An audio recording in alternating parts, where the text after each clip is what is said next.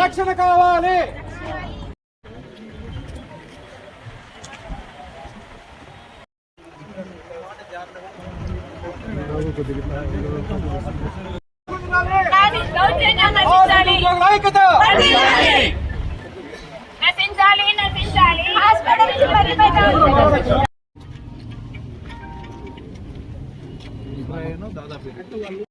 మాదే తప్పు ఉందని మేము రెండు మాటలు మాట్లాడుతున్నాం.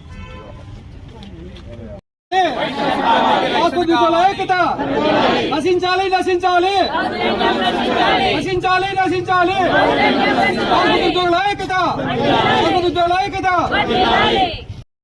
దురదృష్టమైన సంఘటన గురించి incharge medical superintendent doctor Nagendra Naik గారు నాకు అరౌండ్ 9:40 రాత్రి ఫోన్ చేయడం జరిగింది. వెంటనే అక్కడికి వచ్చి జరిగిన విషయాలన్నీ కనుక్కోవడం జరిగింది.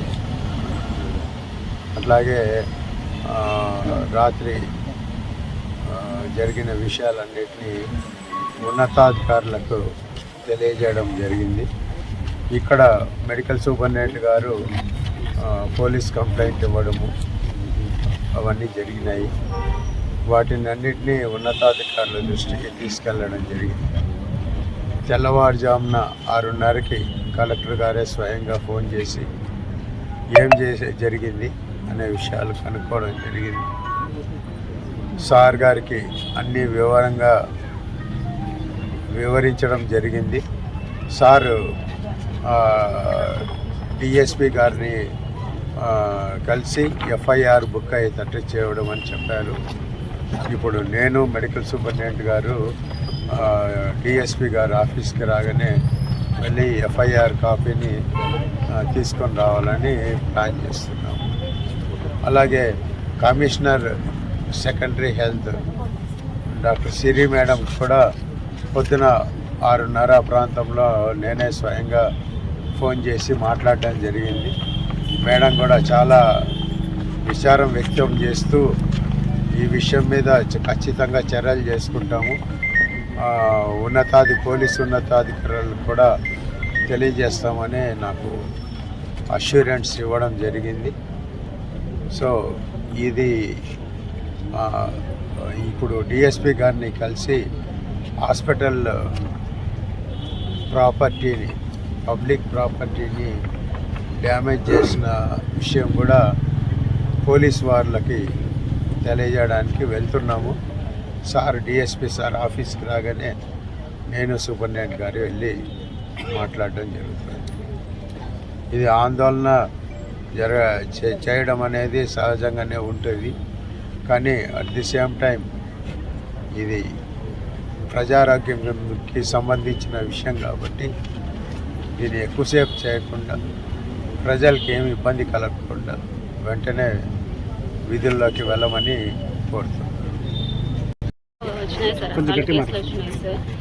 వచ్చిన తర్వాత మేడం కేసు చూస్తున్నారు. మేడం కేసు చూసిన తర్వాత నాకు ఫ్లూయిడ్ పెట్టమన్నారు సార్. ఫ్లూయిడ్ తీసుకురావడానికి అని చెప్పేసి క్యాజువాలిటీలోకి వెళ్ళినాం సార్. నేను మేడం ఇద్దరం వెళ్ళినాము. వెళ్ళడంలోనే మా వెనుక వేరే అతను వచ్చినాడు సార్. అబ్బాయి వేరే వాళ్ళు ఆపోజిట్ వాళ్ళు కొట్టే వాళ్ళేమో వచ్చినారు. వాళ్ళు లోపలికి అబ్బాయి లోపలికి రావడంతో వీళ్ళు మొత్తం తోసుకొని వచ్చేస్తున్నారు సార్. 10 మంది పైన తోసుకొని వచ్చేస్తున్నారు. నన్ను మేడం మొత్తం లోపలికి దొరికిపోయారు. ఆ టైంలో ఒక పేషెంట్ తీసుకొచ్చారండి. ఆ టైంలో వాళ్ళని ఎగ్జామిన్ చేయాలంటే ఎగ్జామినేషన్ చేసి ఫ్లూయిడ్ పెట్టమని చెప్పి మేము క్యాజువాలిటీకి వచ్చాము. కానీ అటెండర్ కొంచెం అసభ్యకరంగా మాట్లాడుతూ ఉంటే పోలీస్ కానిస్టేబుల్ డ్యూటీలో ఉన్న వాళ్ళని పిలిపించండి అని చెప్పి నేను లోపల 100కి ఫోన్ చేస్తూ లోపలికి వచ్చానండి. మీన్వైల్ మా వెనక ఒక అతను వచ్చేసాడు. మేము డోర్స్ క్లోజ్ చేసుకునే లోపలే వాళ్ళే వచ్చి మా మీద పడిపోయారు. కంప్లీట్ వాళ్ళని కొట్టడంలో మాతో పాటు పడిపోయి మమ్మల్ని ఒక వెనక్కి నెట్టేసి ఈ చేతికి ఏది వస్తే అది లోపల ఏముంటే అవి తీసుకొని ఎట్లా అంటే అట్లా తోసేసి కొట్టేసినారండి. ఆ తర్వాత మా ఎంఎన్ఓ వాళ్ళు, మా సెక్యూరిటీ వాళ్ళు వచ్చి వాళ్ళని తోసి మమ్మల్ని కొంచెం సేవ్ చేశారు.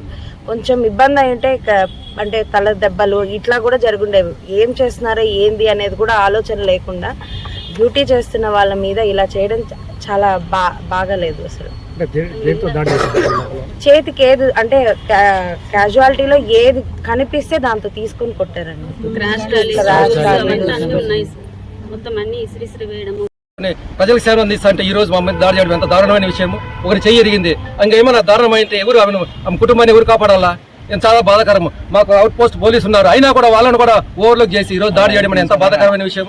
మేము ఉద్యోగులు అంటే హాస్పిటల్ ఉద్యోగులు అంటే అందరికీ ఎవరైనా బాధతో వస్తే వాళ్ళకందరికీ ట్రీట్మెంట్ ఇచ్చే బాధ్యత మా మీద ఉంది. అంతేగాని ఈ రోజు మేము సర్వీస్ చేస్తున్నాం, మేమైనా దాడి చేసినామా? మా మీద తప్పులుంటే మా అధికారులు ఫిర్యాదు చేయండి, చర్య తీసుకుంటారు. మీరెవరు దాడి చేయడానికి? మేమెవరో చిన్నప్పుడు మేము అమ్మ నాయన చదివించి ఈరోజు మీ దగ్గర డబ్బులు చేయడానికి మేము వచ్చింది ఉద్యోగానికి. మీకు సేవ చేయడానికే కదా, సేవ చేయించుకోండి. మరి దబాయించడం ఏంది, కొట్టడం ఏంది? మా ప్రాణాలు పోతే ఎవరు కాపాడేది మమ్మల్ని? గతంలో కూడా చాలాసార్లు జరిగినాయి. కాబట్టి మేము కోరేది ఒకటే, మాకు రక్షణ కల్పించండి. ఉద్యోగుల మీద దాడులు నశించాలా? కాబట్టి ఈరోజు ఆమె చేయరిగింది, మరి ఎవరికి సంగతి ఎట్లా? ప్రాణం పోయింటే ఏం చేయాలా? కాదా ఇది? మేము ప్రజలే కదా, మీలాగా మనుషులం కదా, మీ కుటుంబంలోంచి వచ్చిన వాళ్ళం కదా మేము. మీ కుటుంబంలో మీ అన్నదమ్ములుగా జరిగితే ఇంత బాధ జరిగితే ఎంత బాధ ఉంటుంది మాకు? మరి ఆలోచించి దయచేసి మీరు కూడా పత్రిక తెలియజేస్తున్నాం. వచ్చినటువంటి పేషెంట్స్ డాక్టర్స్ పైన స్టాఫ్ పైన దౌర్జన్యం చేయడాన్ని మేము ఎన్జిఓ పక్షాన పూర్తి స్థాయిలో ఖండిస్తున్నాం. ఇలాంటి విషయాలు పునరావృతం కాకుండా తగిన ప్రొటెక్షన్ కల్పించవలసిన బాధ్యత పోలీసు వారి పైన ఉంది. అదేవిధంగా ఇలాగే పునరావృతం అయితే మేము కూడా విధులు బహిష్కరిస్తామని తెలియజేస్తున్నాం. ఎందుకంటే ప్రజలకు ఎంతో నాణ్యతమైన సేవలు అందిస్తున్నటువంటి వైద్య సిబ్బంది పైన తాగొచ్చి ఈ విధంగా దౌర్జన్యం చేయడము చాలా శోచనీయము. ఎందుకంటే ఎంతో మంది డాక్టర్లు వాళ్ళ ప్రాణాలు రక్షిస్తుంటే వాళ్ళు చేతికి దొరికితే దాంతో వచ్చి వాళ్ళు దౌర్జన్యం చేసుకొని స్టాఫ్ పైన దౌర్జన్యం చేయడం చాలా విచారకరం. ఇలాంటి విషయాలు పునరావృతం అయితే మేము కూడా తప్పనిసరిగా తగిన చర్యలు తీసుకోవాల్సిన అవసరం ఉంటుందని ఎన్జిఓ పక్షాన మేము తెలియజేస్తున్నాం. కాబట్టి అండి, ఈ నెలలోనే మాకు ఇది 3వసారి జరుగుతుంది. ప్రతి ఒక్కరు పగలు రాత్రి అని తేడా లేకుండా తాగేసి వస్తున్నారు. మీరు తాగొచ్చినారు, కొంచెం బయట ఉండండి అంటే మమ్మల్ని తాగినామని మళ్ళీ మా మీద గొడవకు వస్తున్నారు. మాకు స్టాఫ్ కూడా చాలా తక్కువ మంది ఉన్నారు. ఇప్పుడు అమ్మాయి ఇంజూర్ అయింది, మాకు మళ్ళీ నైట్ డ్యూటీకి వేయడానికి స్టాఫ్ కూడా లేరు. అమ్మాయికి రైట్ హ్యాండ్ ఫ్రాక్చర్ అయింది. ఇప్పుడు రిటర్న్ వర్క్ కానీ ఇంజెక్షన్ వేయడానికి కానీ చాలా ఇబ్బందిగా ఉంది. ప్రజల్లో అయితే మార్పు రావాలా, అది మీ పత్రికా ముఖంగా మీరు అందరికీ తెలియజేస్తారని మేము ఆశిస్తున్నాము. మాకు ఏదన్నా జరిగితే హాస్పిటల్ కమిటీ మెంబర్స్, మా ఆఫీసర్స్, పోలీస్ వాళ్ళు అందరూ వస్తున్నారు. ఒక పర్సన్కి చెప్తున్నారు, వెళ్ళిపోతున్నారు, మళ్ళీ ఇంకో పర్సన్ తయారవుతున్నారు. దయచేసి మీ అందరికీ మేము కోరేది ఏమంటే, పబ్లిక్లో వచ్చి హాస్పిటల్ వాళ్ళ మీద దాడి చేసి ఫర్నిచర్ ధ్వంసం చేస్తే వాళ్ళకే నష్టము. మా నుంచి వ్యతిరేకత వస్తే వాళ్ళ కుటుంబాలకు కూడా నష్టం జరుగుతుంది. నైట్ అయితే ఎమర్జెన్సీ వార్డులో ఉండే ఇంజెక్షన్స్ అన్ని పగలు కొట్టేస్తున్నారు. అవన్నీ లోకల్ పర్చేజ్ పెట్టి కొనిండేటివి. ఇప్పుడు మళ్ళీ మేము పేషెంట్లకు ఇవ్వాలంటే ఎక్కడి నుంచి వస్తాయి?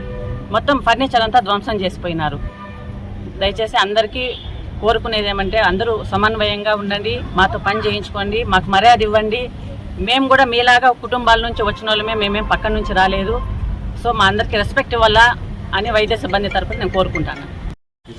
అందరికీ నమస్కారం అండి. నిన్న రాత్రి సుమారుగా 9:30 సమయంలో రాత్రిపూట గవర్నమెంట్ హాస్పిటల్ కదిలో ఒక దురదృష్ట సంఘటన జరిగింది. సుమారుగా 10 నుంచి 20 మంది తాగుబోతులు గుండాలను కూర్చోవాలని లోపలికి చొరబడి డ్యూటీలో ఉన్న ఒక లేడీ డాక్టర్ని, స్టాఫ్ నర్సు, అందరూ మహిళా ఉద్యోగులు పనిచేస్తున్నారు. రాత్రిపూట వాళ్ళ మీద పడి ఇష్టం వచ్చినట్టు ఏం చేస్తున్నారో కూడా స్పృహ లేకుండా ఉన్న ఫర్నిచర్ ధ్వంసం చేసి వాళ్ళందరినీ కొట్టేసి కాళ్ళు విరగొట్టి చేతులు విరగొట్టి మృగాల్లాగా ప్రవర్తించారు. వెంటనే సిఐ గారు కానీ అందరూ వచ్చి ఫస్ట్ అదుపు చేయకపోయి ఉంటే ఖచ్చితంగా రాత్రి ఎవరో కూడా చచ్చిపోయేవారు. అంత దారుణమైన సంఘటన జరిగింది రాత్రి. మేము కోరుకున్నది ఒకటే, మేము ఇక్కడ ఉన్నది మీకు సేవ చేయడానికే. దయచేసి మాతో సేవలు తీసుకోండి, దయచేసి మమ్మల్ని చంపొద్దండి. మేము చచ్చిపోతుండ బతికిస్తుండ మీరు మమ్మల్ని చంపితే మేము ఇక్కడ పారిపోయాం.